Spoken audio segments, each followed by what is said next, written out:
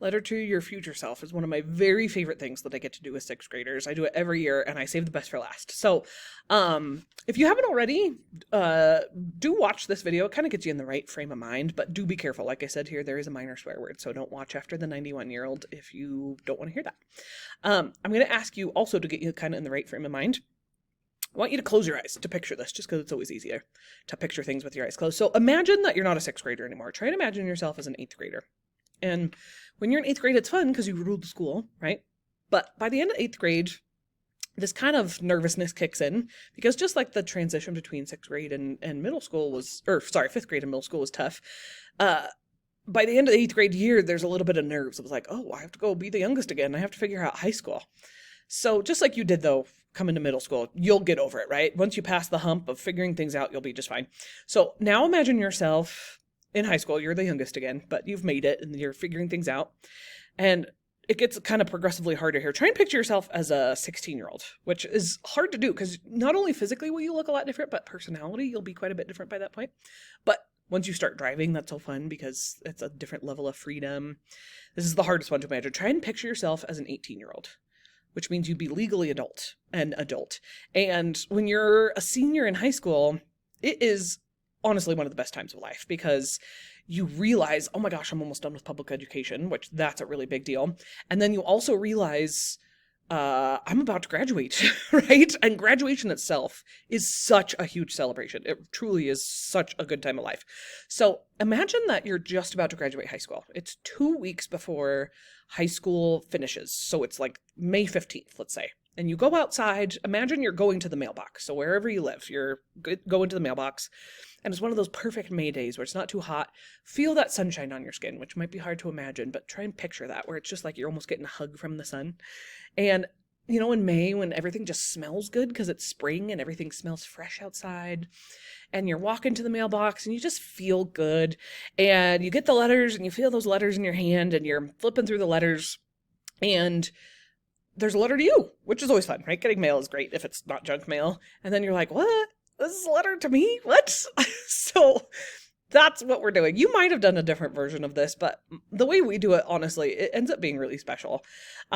So there's this drawer at my house where I keep all these letters and I mail them I do it on purpose about 2 weeks before you graduate. So the year I'm recording this, it's 2024 and the current sixth graders, they graduate in 2030. But I've had some kids ask, like, what happens with the letters if something happens to you or you're not teaching? I have many people in my life who know about this. They will mail the letters for me if we need to. So you get to write about whatever you want. This is going to stay private, that when you hand me your letter, you're going to give it to me in a sealed envelope. Sorry that this isn't showing it super well, but just like this person did, I don't see the letter. But that way, hopefully it's more meaningful. The other thing with this project, if you treat it as though it is meaningful, then it becomes that. So I hope that you will, because it ends up being a really special experience. So you can write about anything you want. I've had kids tell me that they gave their future self advice. I did this when I was like 8, and my past self went on for like a paragraph. You have to marry a soccer player, and if you don't marry a soccer player, your whole life is ruined. And I went on and on and on. And guess what? My husband's not a soccer player, but when I got my letter, it was so funny that it was really entertaining. Remind your future self what your goals are right now, because not only will you forget, but your goals will have changed so much by that point. It'll be interesting to see that. Make predictions. Future self, I'm obviously going to be a billionaire. I'm obviously going to drive a Lamborghini, right? Make predictions, see if they come true. Asking your future self questions can be fun because it's almost like weird time traveling. Your past self is asking the questions and your future self is answering them. That one's fun. State of the Union is my personal favorite. So I'm going to kind of compare it to something that happens in real life. So in real life, you'll have the governor gets on TV once a year and he gives this speech. Here's how we're doing as Utah. The president will do the same thing. Here's how we're doing as a nation. But for you, I know that you won't believe me when I say this because I used to not believe adults when they would say this to me when I was your age, but you really will forget almost everything about middle school, for real. I can only remember one of my teachers' names, which is sad. I am a teacher, and I've tried to remember it, but really, you will forget almost everything.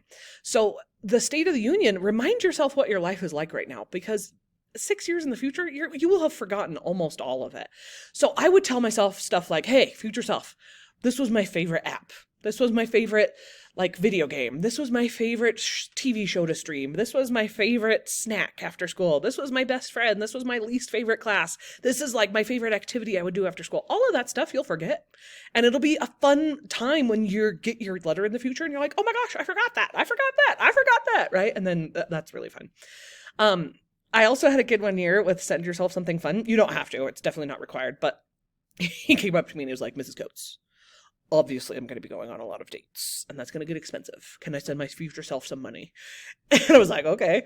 One of the fun things about this for me is, you know, some kids I see again in the future and some kids I don't. And so sometimes kids will get their letter and they'll be like, oh, I remember Mrs. Coates. And then I'll get emails, and that's a cool way for me to kind of connect with older students. So that kid emailed me and he was like, I'm so glad I did that. You could also, like, I've had kids want to put pictures in their envelope or they send themselves their favorite meme. The one thing you can't do is you can't send yourself anything that's not flat.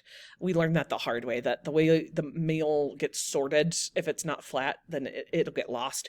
And we also, I've learned that you can only send yourself about 12 pieces of paper. So not like you have to send yourself a ton, but if you wanted to add extra stuff, the district ends up paying for the postage for this, but 12 pieces of paper, that's how much you can do for one stamp. So write for about 20 minutes. That's all you have to do.